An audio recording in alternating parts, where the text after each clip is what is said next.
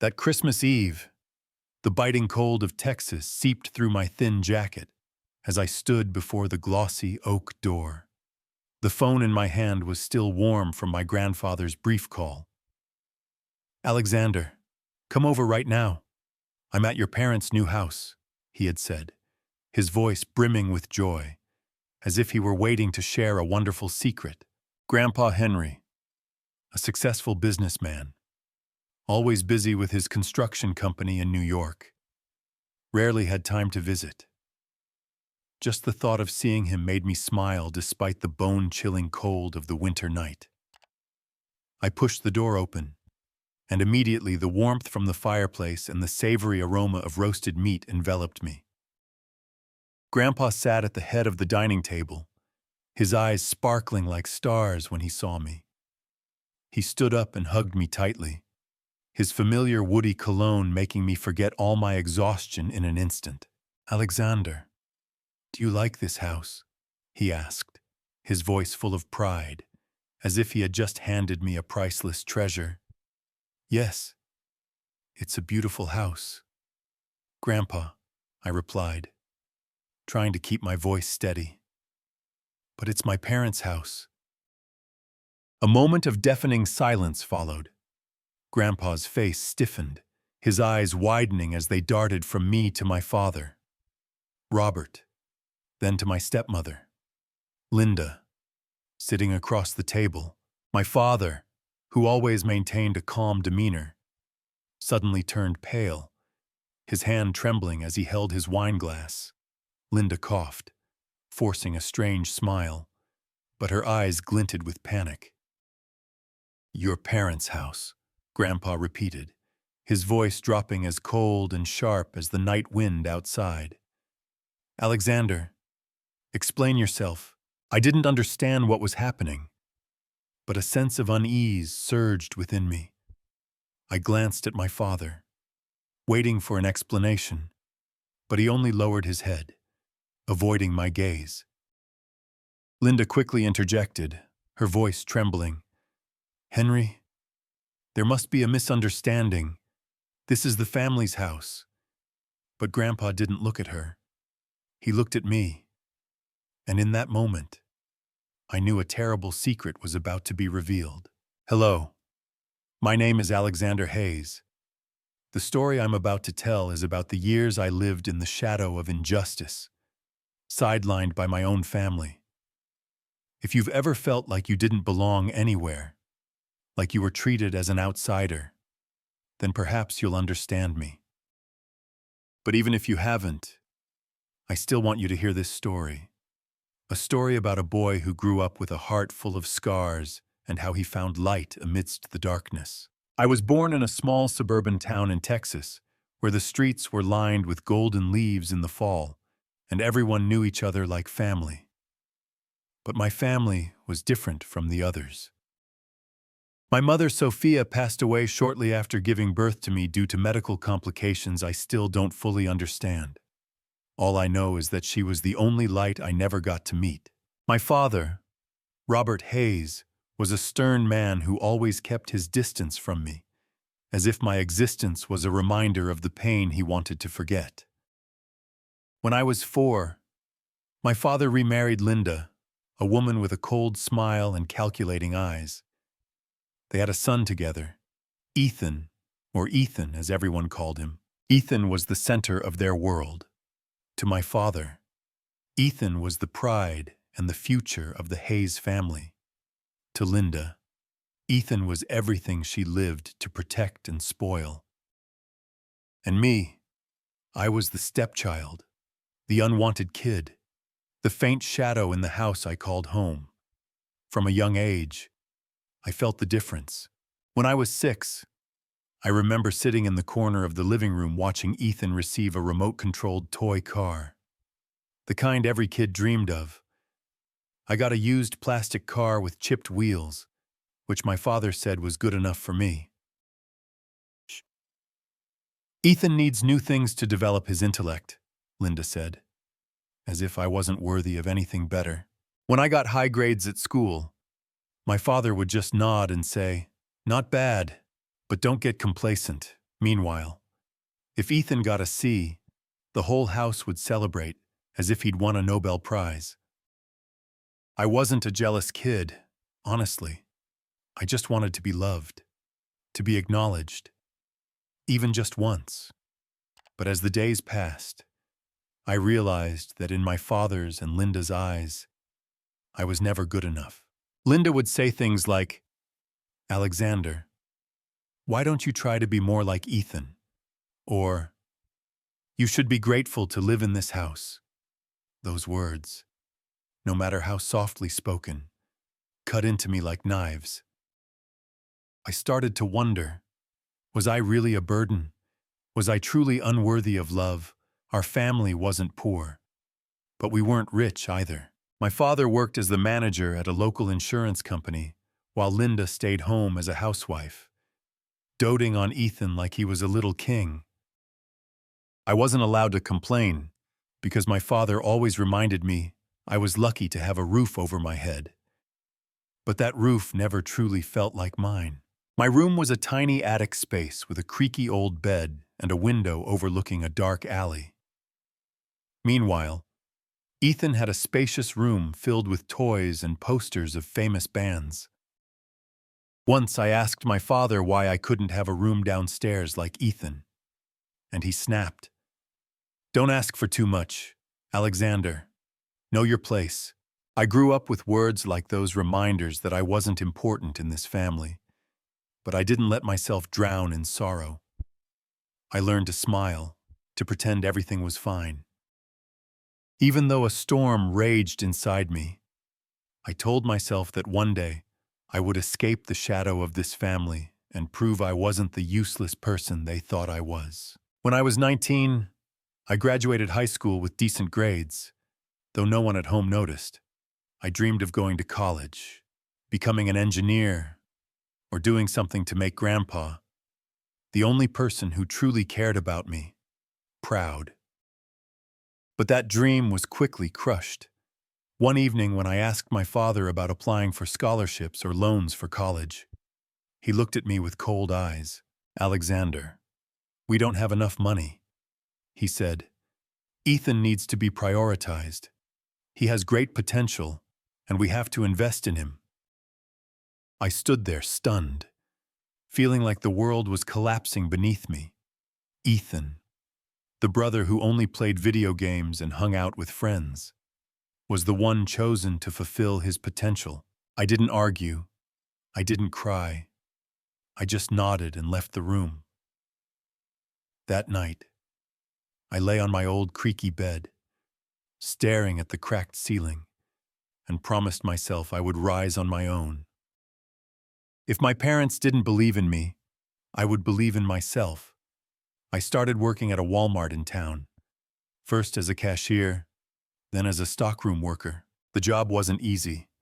Long night shifts, working through holidays, and dealing with difficult customers left me exhausted. But I didn't complain. Every dollar I earned was a small step toward escaping my family.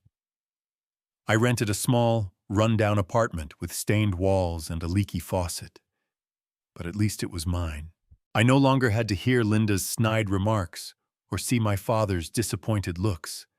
Meanwhile, Ethan was fully supported by our parents.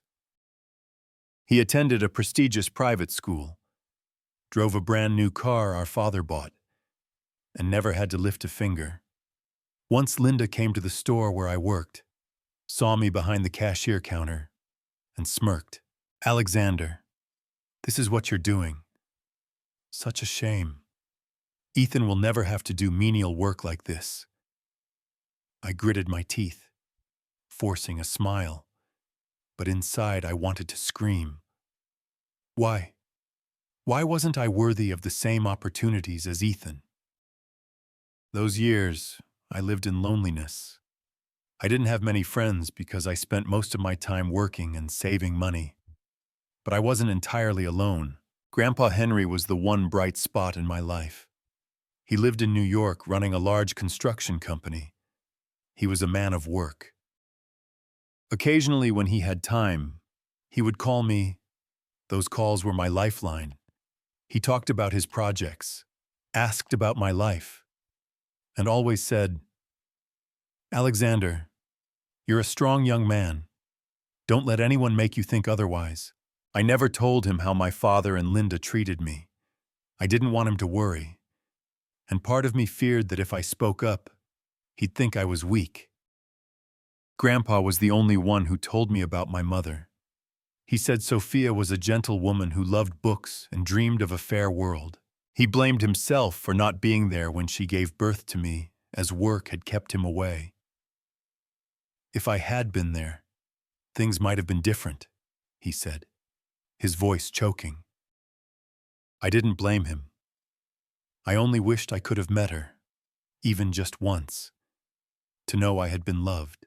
As the years passed, I grew accustomed to my independent life. I learned to fix the plumbing in my apartment, cook simple meals, and keep my heart from breaking further.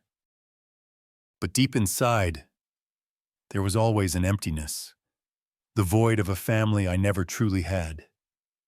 I didn't know that while I was trying to build my own life, a great secret was being hidden by my father and Linda, a secret that would change everything.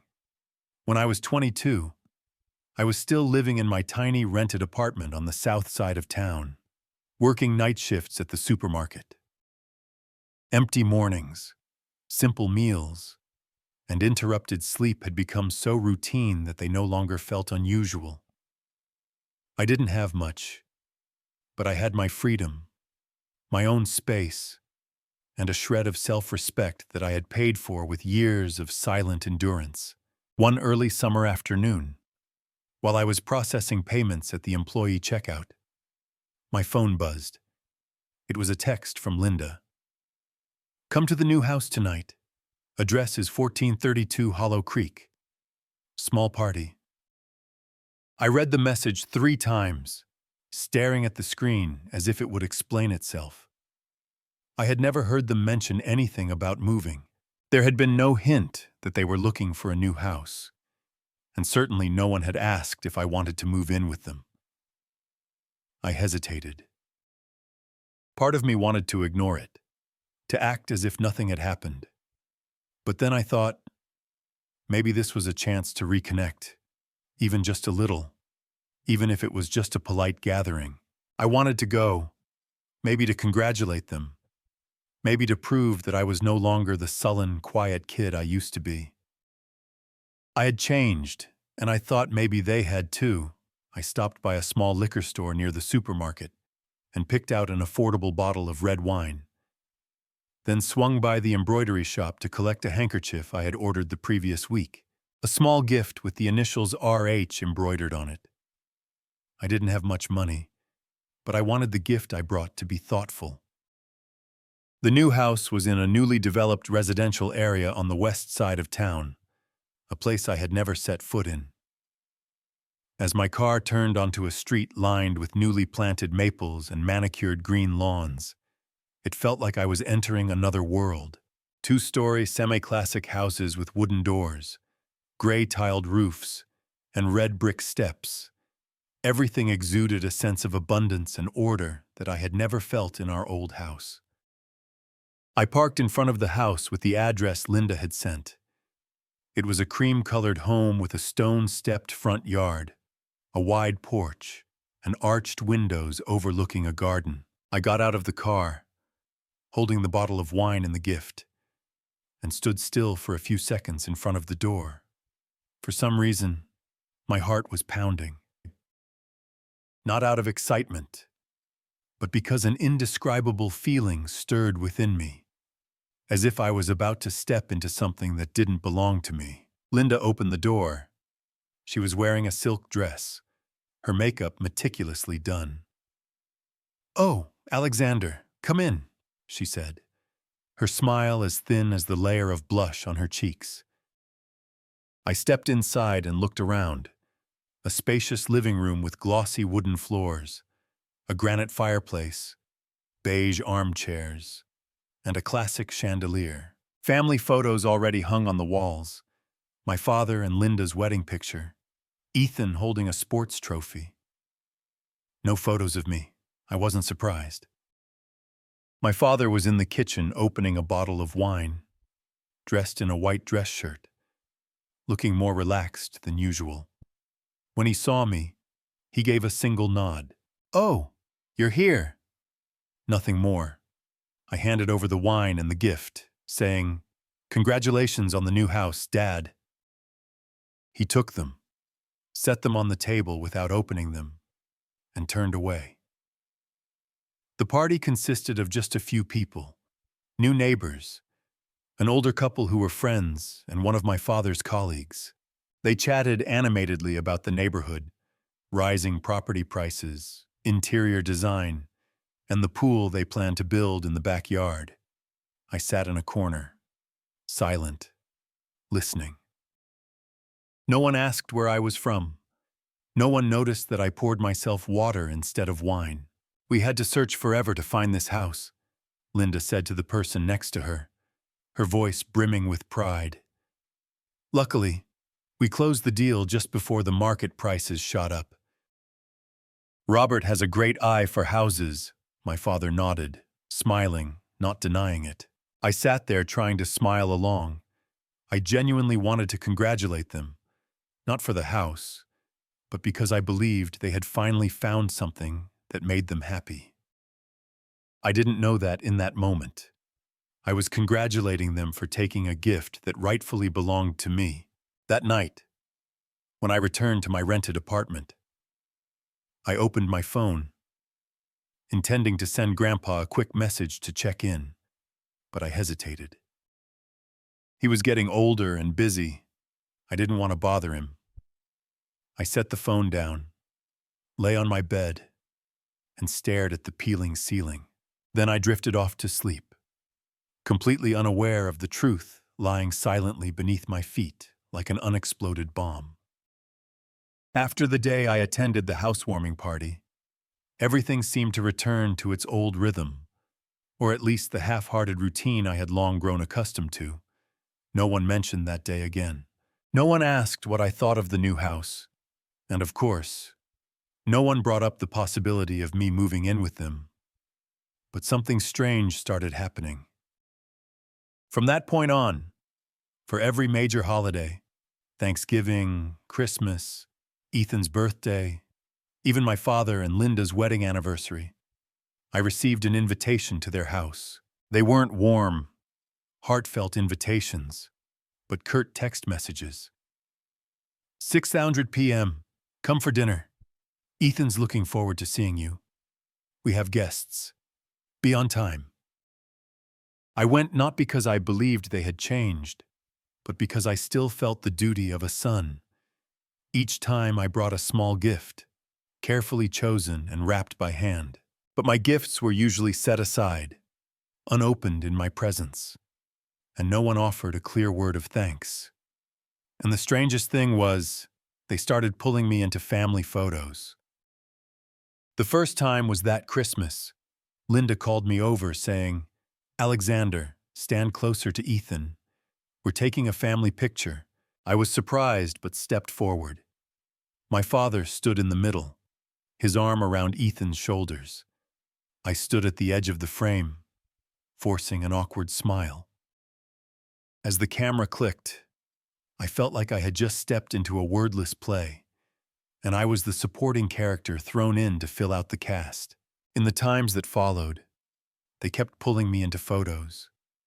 At first, it was with the whole family. Later, sometimes just with my father. Once Linda even placed her hand on my shoulder, smiling brightly. I didn't understand what was happening. Before, I had always been excluded from moments like these. The photos hung in the old house never featured me. "So why were they doing this now?" I asked once lightly after Ethan's birthday dinner. "Why have we been taking so many family photos lately?" Linda laughed and said, "Oh, we just want to capture memories. You're part of the family too, aren't you?" I nodded, but my heart felt heavy. I wasn't naive. I knew something wasn't right, but I couldn't put a name to it. I only felt like I was being led along, forced into a fabricated frame I had never belonged to. as if I were playing the role of the harmonious eldest son in a photo meant for display, not as myself. And then on Christmas, when I was 24, the truth finally came to light. It was bitterly cold that day. I had just finished my shift at 4:30 in the afternoon, sitting in my rented apartment, drinking coffee, planning to show up a little late as usual. Just enough to make an appearance, eat a few bites, take a few photos, and leave early. My phone rang. It was Grandpa. "Alexander, come over right now. I'm at your new house, 1432 Hollow Creek. I wanted to surprise you." I froze. Grandpa was here in Texas. He rarely left New York. His construction company always kept him tied up. I quickly threw on my jacket and rushed out the door. My mind swirled with questions. Why didn't he tell me he was coming? And why was he at my father's house? When I arrived, the house was glowing with Christmas lights. Wreaths hung on the door, and the twinkling lights of a Christmas tree shimmered through the window. I knocked, my heart pounding. Linda opened the door, her smile stiffening when she saw me. "Alexander, why are you—" She stopped, her eyes darting over my shoulder, and I heard Grandpa's voice from inside. "Alexander, come in, my boy." Grandpa stood in the living room, tall and imposing, his silver hair gleaming under the chandelier. He hugged me, a tight embrace that carried both excitement and a hint of tension. "I wanted to surprise the whole family," he said, looking around. "This house, it's wonderful. Isn't it? Are you happy living here?" I hesitated, a wave of unease rising within me. I don't live here. Grandpa, I just visit." Grandpa's face changed. His smile vanished and his eyes narrowed, shifting from me to my father, Robert, who stood near the fireplace, a glass of wine in his hand. Linda quickly jumped in, her voice syrupy. "Henry, there must be a misunderstanding. Alexander likes living independently. Don't you, dear?" She looked at me, her eyes practically commanding me to agree. But Grandpa didn't look at her. He fixed his gaze on me, his voice lowering. "Alexander, tell me the truth. You don't live here." I took a deep breath, feeling the weight of the entire room pressing down on my shoulders. "I live in a rented apartment, Grandpa, on the south side of town. I pay for it with my supermarket wages." Silence. A heavy, suffocating silence, as if the air had been sucked out of the room. My father bowed his head, his hand tightening around his glass. Linda started to speak, her voice trembling. "Henry, we thought it was best for Alexander. He wanted to be independent, and Ethan needs space to—" "Enough!" Grandpa cut her off, his voice sharp as a blade. "Robert, explain yourself. 3 years ago, I sent you $500,000 to buy a 3-bedroom house in this neighborhood. A gift for Alexander, to give him a good start. I made it clear the house was for Alexander, so why is he living in a rundown apartment while you and your family are living in that very house?" My father's face went pale as if the blood had drained from his body. Linda opened her mouth, but no sound came out. I stood there stunned, feeling the ground crumble beneath me. A house for me, $500,000. I looked at Grandpa, then at my father, searching for an explanation, a sign that this was just a misunderstanding. But there was no misunderstanding. My father set his glass down, his voice shaky, but trying to stay composed. I thought the house would be better used by the whole family. Alexander's independent. He doesn't need a big house like this. Ethan's young. He needs a good environment to grow, to study." "Sir," Doesn't need, Grandpa roared, stepping toward my father. You're saying he doesn't need it, Alexander. The grandson I entrusted to your care is living in a rundown apartment, working night shifts to survive, while you and your wife live in the house that was meant for him. What did you do with the money I sent? You put the house in your name. Didn't you? My father didn't answer. He lowered his head, his shoulders trembling. Linda, regaining her voice, interjected. Henry, you don't understand. Alexander isn't my biological son. Ethan is the future of this family. Hey, Alexander, he doesn't deserve a house like this. He's just... Shut up, Grandpa shouted, his voice echoing so powerfully it seemed to shake the room. Doesn't deserve. Alexander is Sophia's flesh and blood. My daughter's son. He's my grandson. And I trusted you, Robert, to take care of him. Pa, but what have you done? You stole the gift I meant for him. Deceived me with these fake family photos. He pointed at the picture on the wall, the one of the whole family in the living room with me awkwardly standing at the edge. I thought Alexander was living happily here. I believed the photos you sent. But it turns out it was all a charade to hide your greed. My throat tightened. The photos, the times I was called over to pose for pictures, the staged moments I couldn't make sense of. It was all to deceive Grandpa, to make him think I was part of this happy family. I looked at my father, waiting for an explanation, an apology, anything, but he remained silent, his eyes avoiding mine. Alexander, Grandpa turned to me, his voice softening but still resolute. Go get your things. You're coming to New York with me. This house, I'll make sure it belongs to you as I originally intended. And you, Robert, I'll be speaking with my lawyer. You'll answer for what you've done. Linda burst into tears, but I felt no pity for her. My father finally spoke, his voice.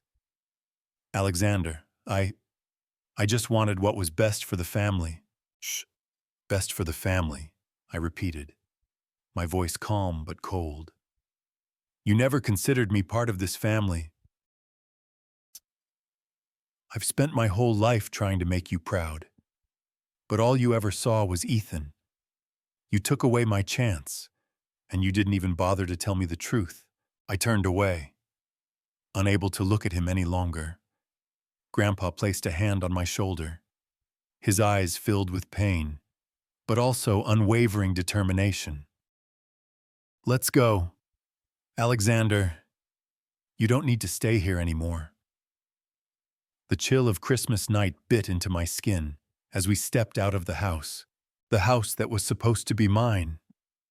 The dim glow of streetlights illuminated the snow-covered street, and I could feel my heavy breaths blending into the frigid air. Grandpa led me to a sleek black SUV, parked by the curb. The driver, a middle-aged man in a sharp suit, opened the door for us. To the hotel first, Grandpa said, his voice low but firm.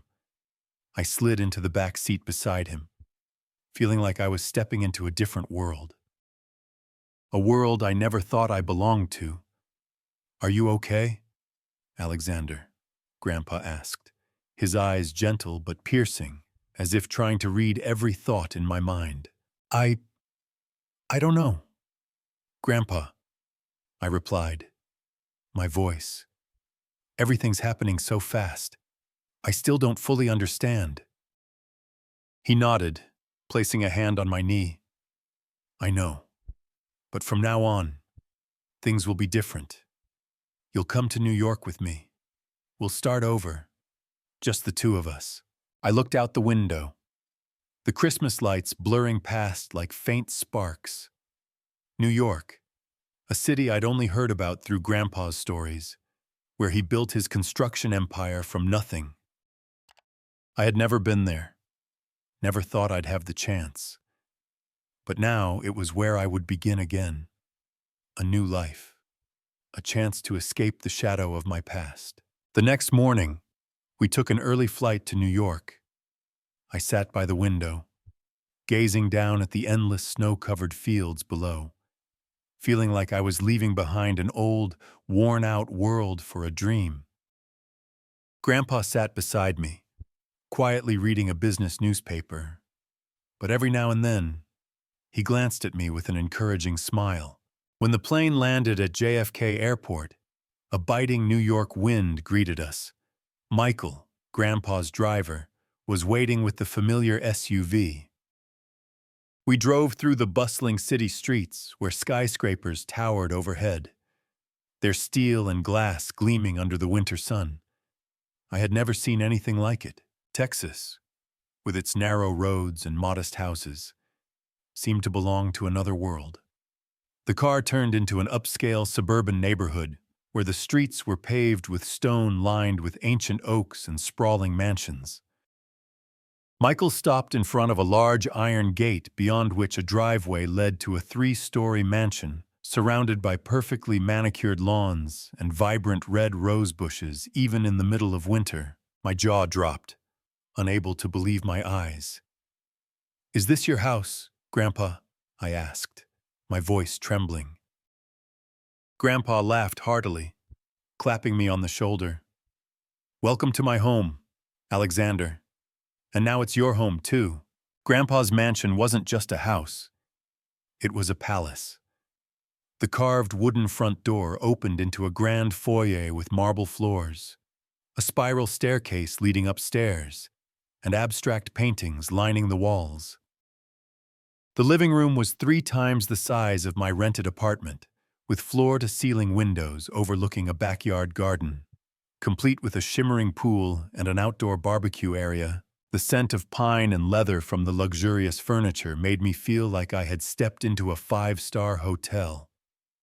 I don't know what to say," I whispered, standing in the middle of the living room, still clutching my small bag of belongings. You don't need to say anything," Grandpa replied, leading me upstairs. "Your room is here." He opened the door to a spacious bedroom with a king-size bed, a walnut desk, and a window overlooking the garden.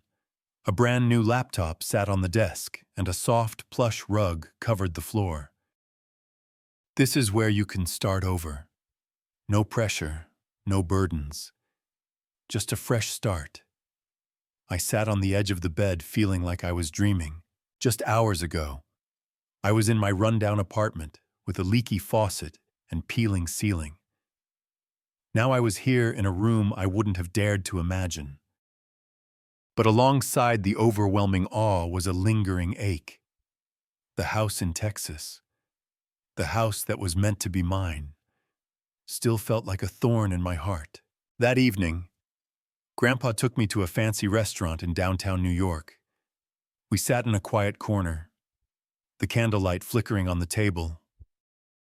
He ordered an expensive bottle of wine, but I only took a small sip, still unaccustomed to such luxury. "Alexander," he began, his voice low and serious, "there are things we need to talk about your father, the house and what happened." I nodded, my heart pounding. I knew this conversation wouldn't be easy. 3 years ago, I sent Robert $500,000 to buy the house in Hollow Creek.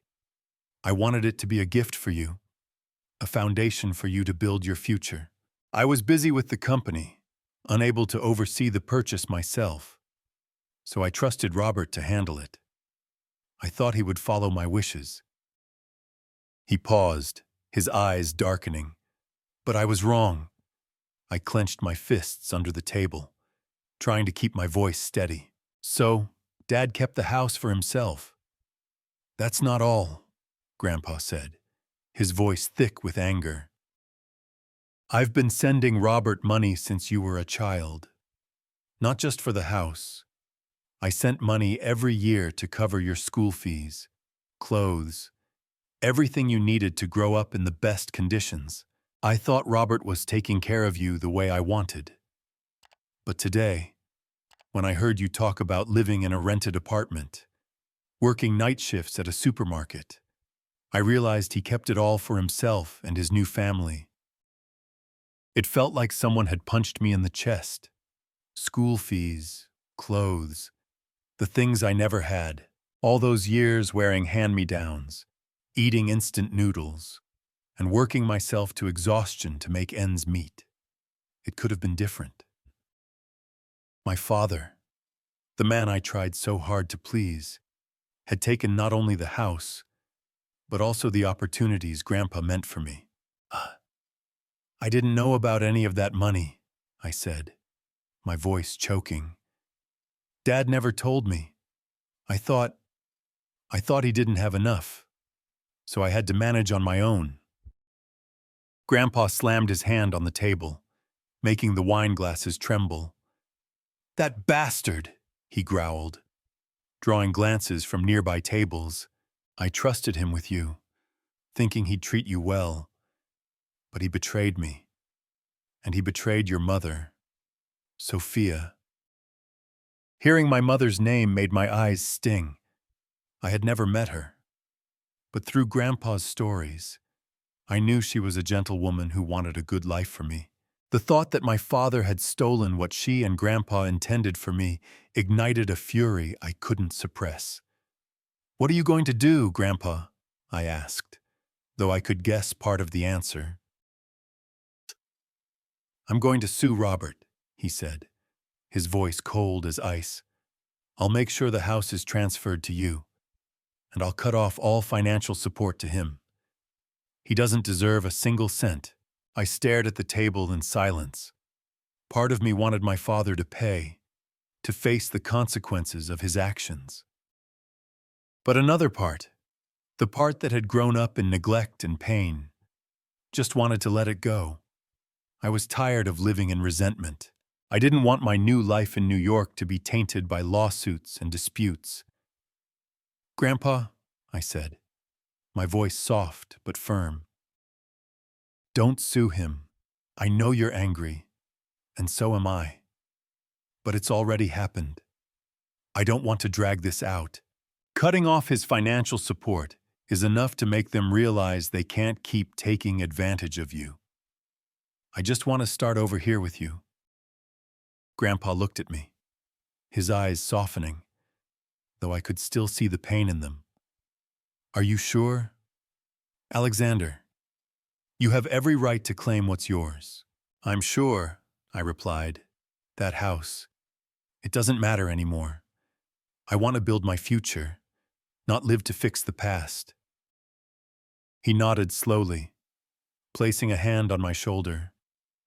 You're stronger than I thought. Alexander, your mother would be proud of you. The weeks that followed in New York were an emotional journey. I moved permanently into Grandpa's mansion, and each day felt like I was learning to live again from scratch. Grandpa didn't just give me a home.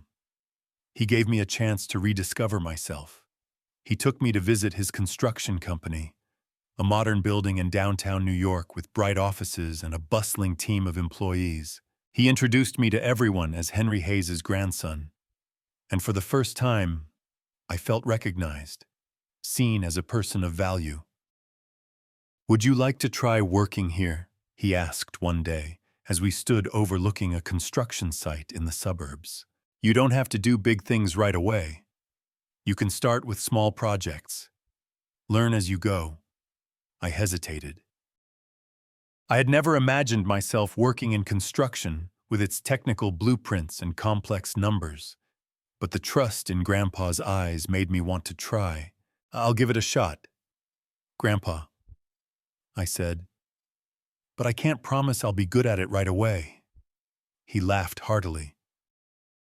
No one's good from the start, Alexander, but you have heart and determination. That's all I need. I started working at his company initially as an assistant in the planning department, organizing documents and tracking project progress. The work wasn't easy, but with each passing day, I learned to read blueprints, understand construction processes, and even began contributing ideas during meetings. My colleagues, who at first only knew me as the boss's grandson, gradually looked at me with respect. They saw me work hard, stay late to finish tasks, and refuse to rely on Grandpa for special treatment. Outside of work, I began exploring New York. I walked through its lively streets, visited museums, and spent hours in coffee shops, reading books, or simply watching people pass by. For the first time in my life, I felt like I had time to breathe, to dream, to become a better version of myself.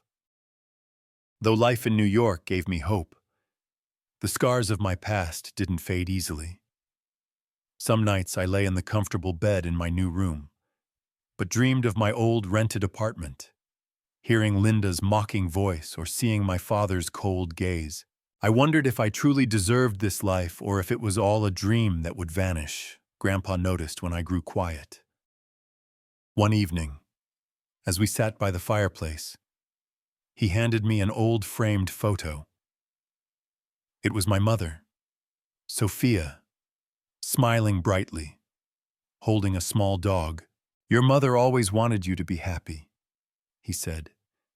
"I couldn't be there for her when she needed me most, but I won't let that happen with you." I held the frame, tears silently falling. "I wish I could have met her," I whispered. "You're more like her than you know," he said.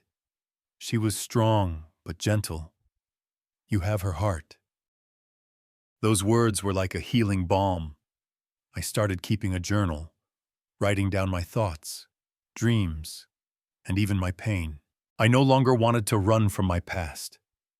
I wanted to face it, understand it, and let it make me stronger. One morning, about 4 months after moving to New York, I received a letter from Texas. The envelope had no sender's name, but the familiar handwriting made my heart tighten. It was from my father. I opened it, my hands trembling. Inside was a single sheet of paper with short, handwritten lines. "Alexander, I know I have no right to write this letter. What I've done is unforgivable. I was wrong to keep the house, to keep the money your grandfather sent for you. I let the pain of losing your mother turn me into a terrible father. I don't expect your forgiveness, but I want you to know I regret it. Linda and Ethan have moved out of the house. I'm in the process of transferring ownership to you as your grandfather intended. I hope one day you can look at me without seeing disappointment. Robert." I read the letter 3 times.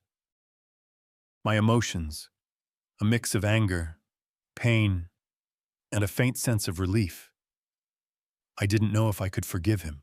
The years of being abandoned, treated as an outsider, couldn't be erased by a single letter. But I knew I didn't want to carry resentment forever. I showed the letter to Grandpa. He read it silent for a long time, then said, "It's your decision, Alexander. Sa, if you want to take the house, I'll help you. If not, I'll respect your choice." I thought about the house in Hollow Creek with its green lawn and warm fireplace. It had once been my dream, but now I didn't need it to feel worthy. "I don't want the house, Grandpa," I said. "I want to sell it and use the money to go to college. I want to become an engineer like I always dreamed." Grandpa smiled, his eyes sparkling with pride.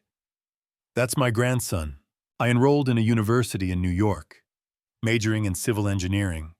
With Grandpa's support and the money from selling the house, I began the educational journey I once thought was impossible. The first days at school weren't easy. I was older than most of my classmates, and the complex technical concepts kept me up late studying. But I didn't give up.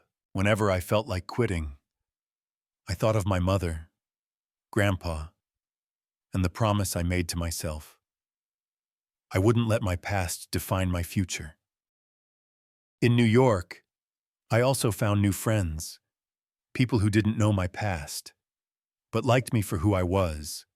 I joined an engineering club where I met Olivia, a smart girl with a radiant smile who teased me for my habit of taking detailed notes. For the first time, I felt like I had a community, a place where I belonged.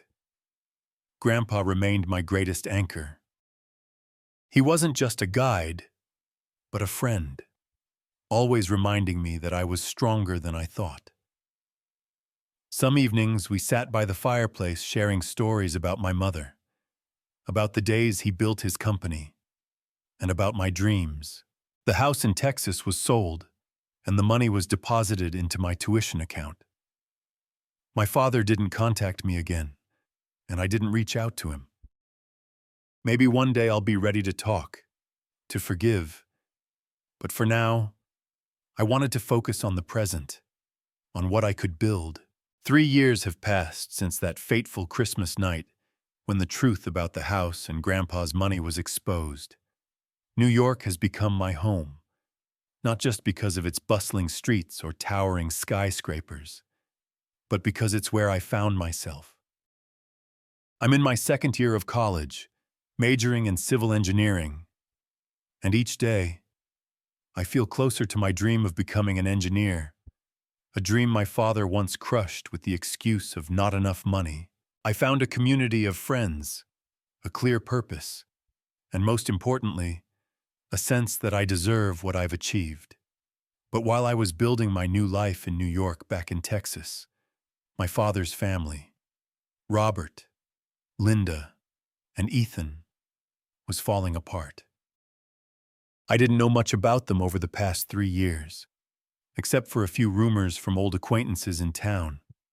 They said my father had lost his job at the insurance company, that Linda no longer hosted lavish parties, and that Ethan, the pride of the Hayes family, had dropped out of college after just 1 semester.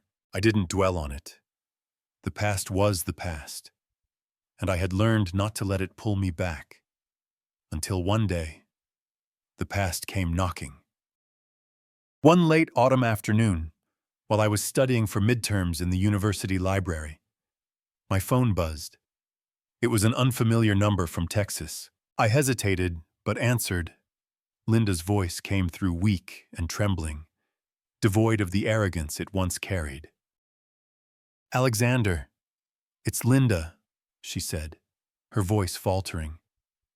"I know you're busy, but I need to talk to you about the family."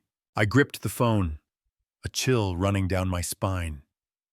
Family, the word sounded foreign coming from her. "What's going on?" I asked, my tone colder than I intended. "We're in trouble, Alexander, real trouble. I thought maybe you could help."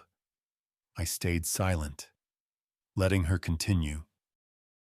Linda launched into a long story, her voice a mix of desperation and an attempt to cling to dignity, after Grandpa cut off all financial support. My father, Robert, lost his steady income. He had been fired from his job, unable to focus amid the family's turmoil. Linda couldn't find work, having never held a job since marrying my father. They had sold most of their possessions to pay off debts, but it wasn't enough.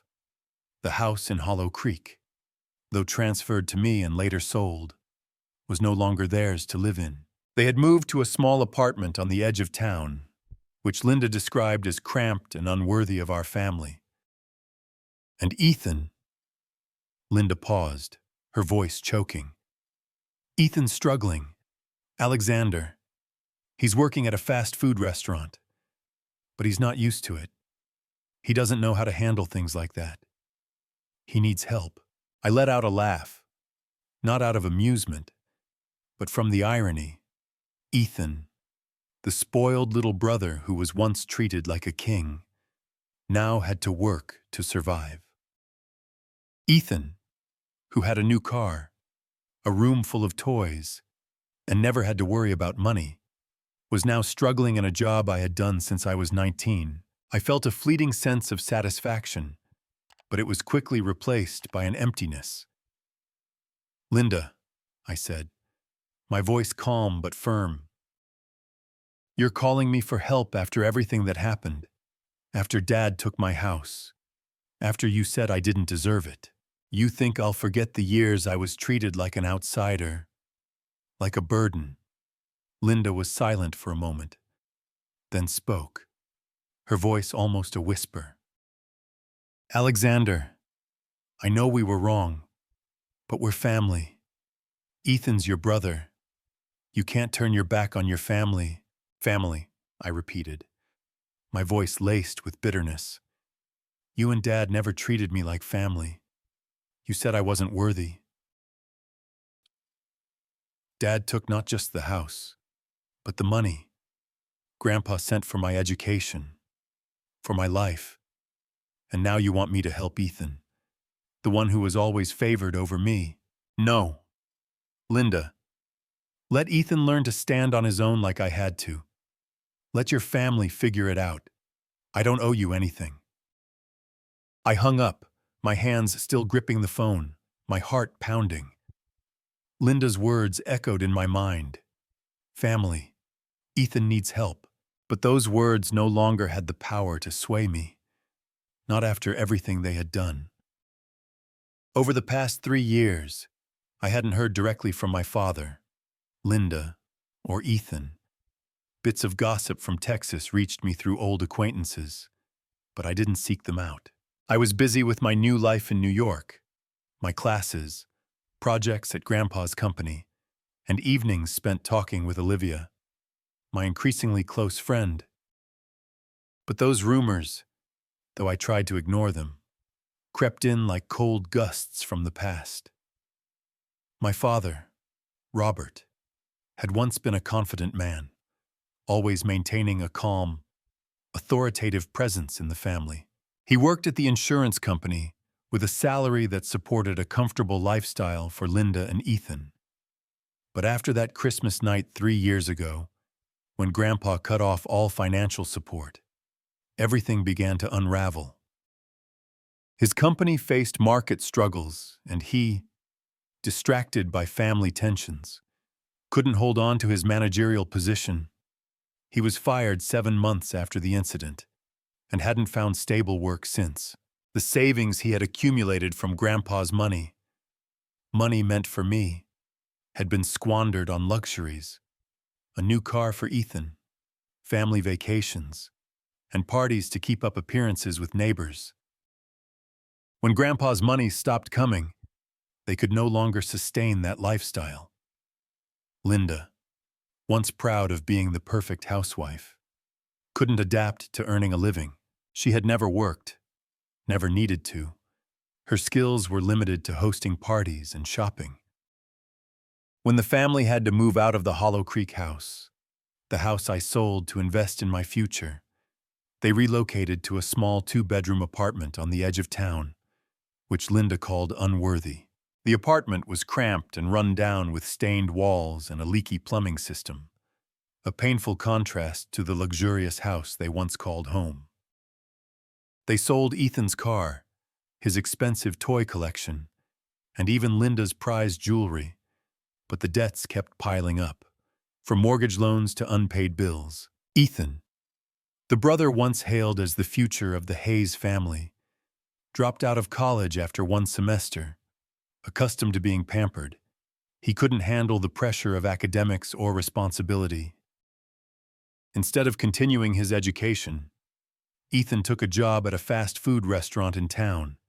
But that job, standing behind a counter, dealing with demanding customers and working long shifts, was something he wasn't prepared for.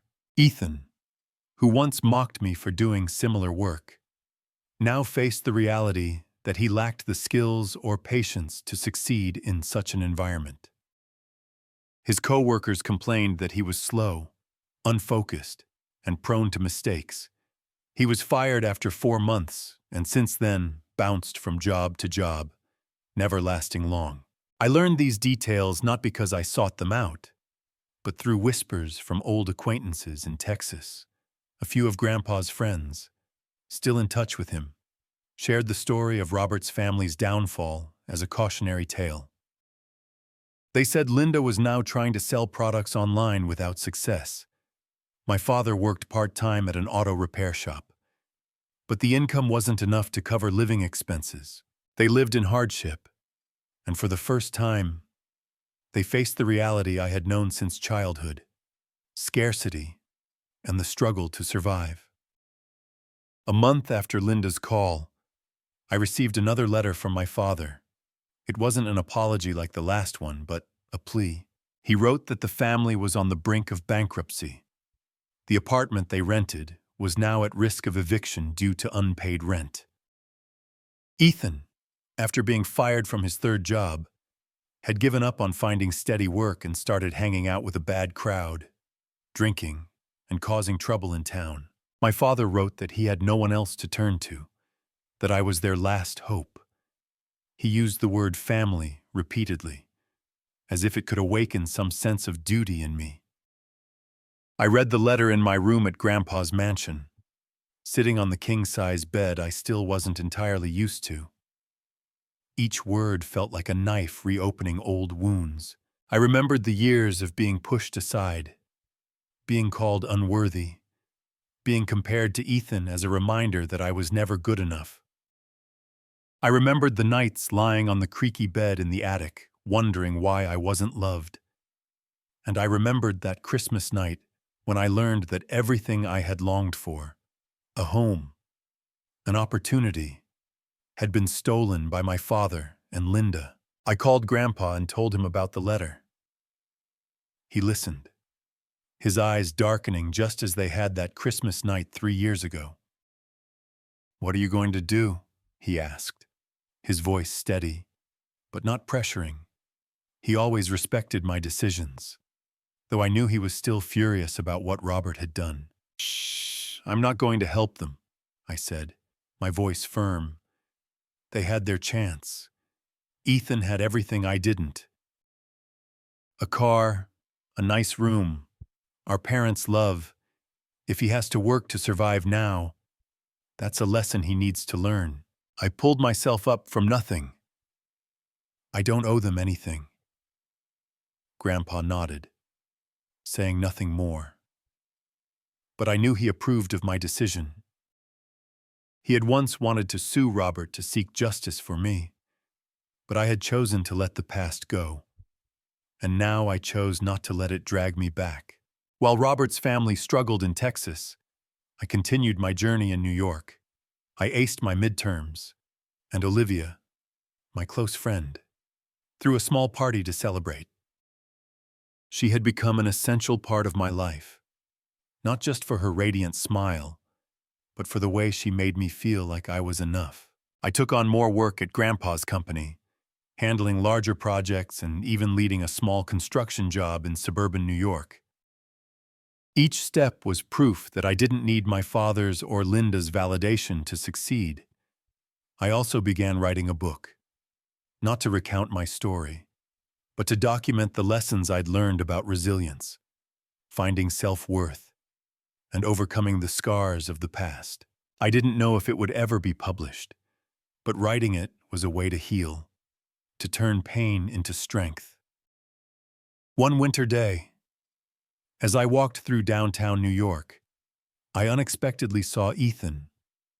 He was standing on a street corner wearing a thin jacket, his face gaunt and his eyes sunken. I stopped, unsure whether to approach, but he saw me first, and his eyes lit up with a flicker of hope.